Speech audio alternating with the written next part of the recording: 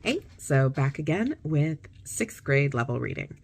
So at a sixth grade level, we are mostly just building up skills that we started on in a fifth grade reading level. So theme is more important. A student should be able to explain theme.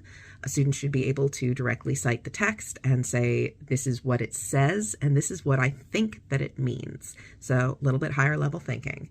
They should be able to determine the meaning of words and phrases by context clues or by prior knowledge that they are bringing in.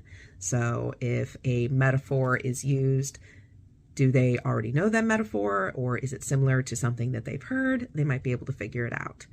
They should be able to say why things are arranged the way that they are. Why did this event have to take place before that event?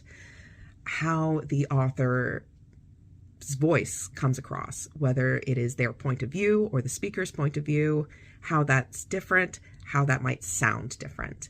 They should also be able to compare and contrast different forms of literature. For example, a movie of a book and a book. So chose the classic sixth grade book, Adventures of Tom Sawyer.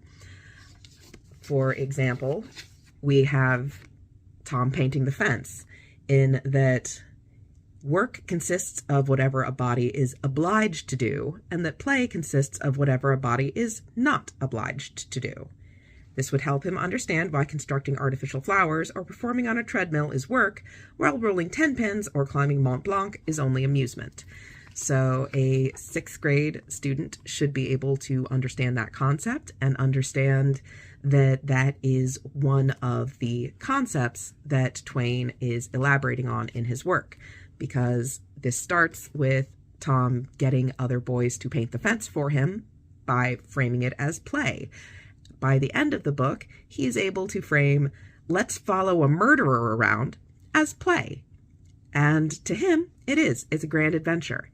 So, not necessarily realistic, and you can tell from Twain's point of view a couple of times that he understands that chasing around a murderer is not a great idea for 12-year-old boys, but that it's fun, and he can see why 12-year-old boys would want to do this.